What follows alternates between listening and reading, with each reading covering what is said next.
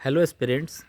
मेरा नाम श्याम सुंदर मिश्रा। मैं 2018 में जो West Bengal public service commission ने जो WBCS की एग्ज़ाम करवाई थी, उसका रिज़ल्ट 31 दिसंबर 2019 को आया था।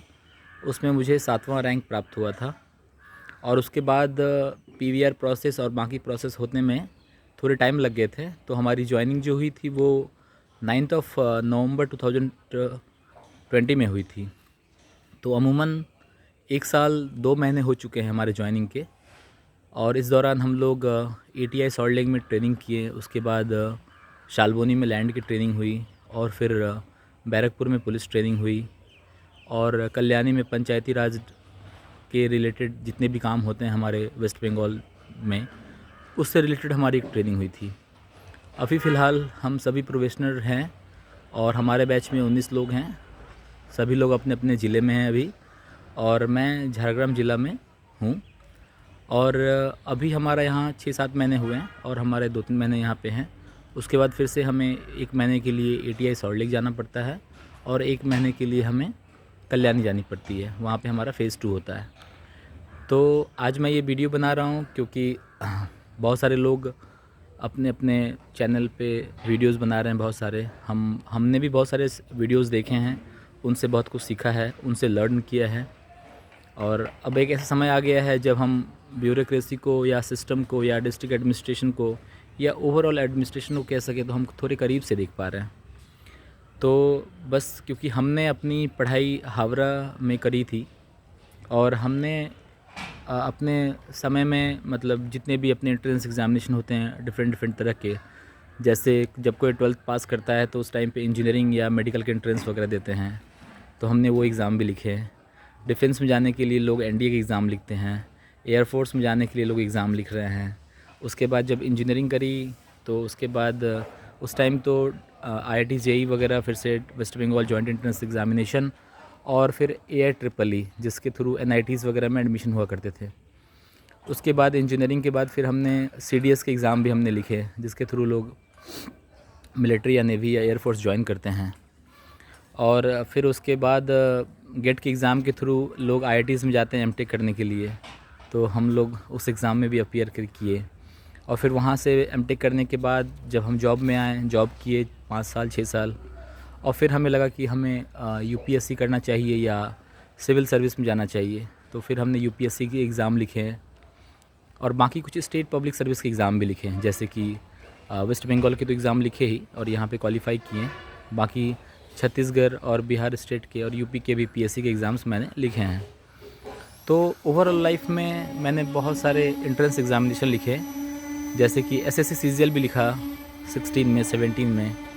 तो इतने सारे एग्ज़ाम लिखने के बाद एक कॉमन अंडरस्टैंडिंग डेवलप हुई।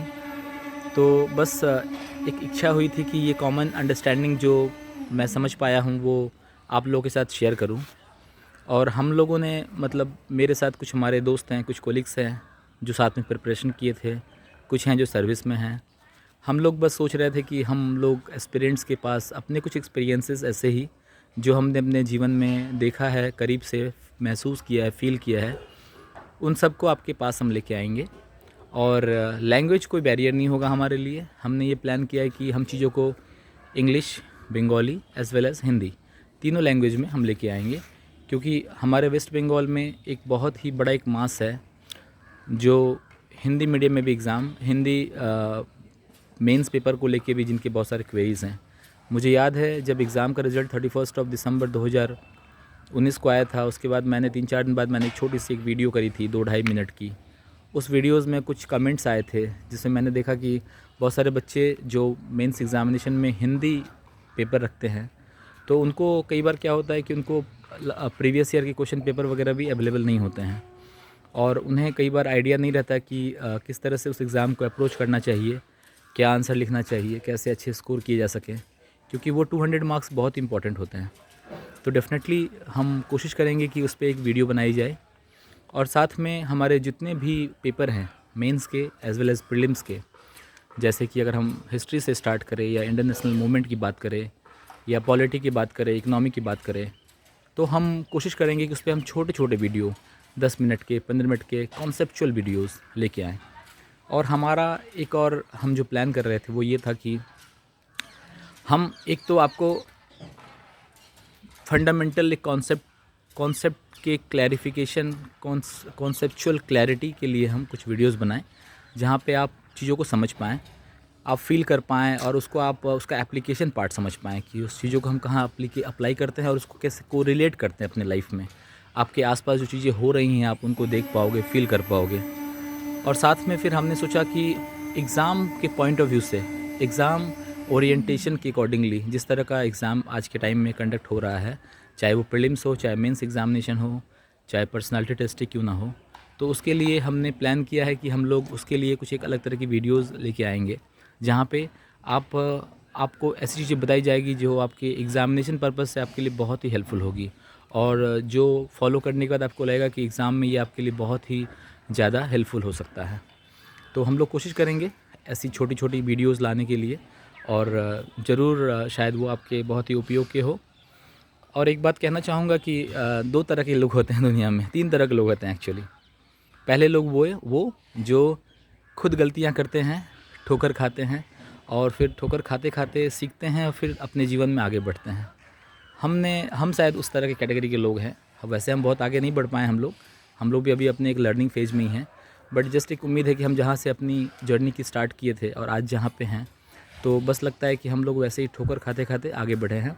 और आप में से बहुत सारे लोग ऐसे हैं जो अपनी लाइफ में अपने डेली के अफेयर्स में स्ट्रगल कर रहे हैं और अपने आप को कंटिन्यूअसली अपने आप को इम्प्रूवमेंट कर रहे हैं और कोशिश कर रहे हैं कि अपने लिए एक बेहतर ज़िंदगी चुनें। पहली कैटेगरी के लोग ऐसे हुए हमारे जैसे, आपके जैसे। सेकंड कैटेगरी के लोग ऐसे होते हैं जो दूसरों की गलतियों से, दूसरे के एक्सपीरियंस से सीखते हैं और फिर अपने लाइफ में वो गलतियाँ नहीं करते हैं। जैसे मुझे एक वाक़या याद है, जब हम दिल्ली गए हुए थे और हम जब वहाँ पे अपनी प्रिपरेशन कर रहे थे, तो हमने वहाँ पाया था कि कुछ बच्चे थे जो क्लास 12th में थे अभी, और उनको देखा था कि वो मैथ्स ऑप्शनल लेंगे यूपीएससी के लिए और यूपीएससी के बीएससी के एमएससी लेवल के पेपर वगैरह वो ख़त्म कर चुके थे। वो सेकंड या थर्ड टाइम वो रिवाइज़ कर रहे थे। उनको एकदम क्लैरिटी थी कि मुझे यूपीएससी ही करना है। मैथ्स का उन्होंने बीएससी एमएससी लेवल के मैथ्स ख़त्म कर चुके थे, जीएस वो स्टार्ट कर चुके थे, वो 2-3 कोचिंग इंस्टीट्यूट ऑलरेडी ज्वाइन कर चुके थे, मॉक टेस्ट वगैरह लिख रहे थे। तो ये वो कैटेगरी के बच्चे हैं जो दूसरों के एक्सपीरियंस से सीखे।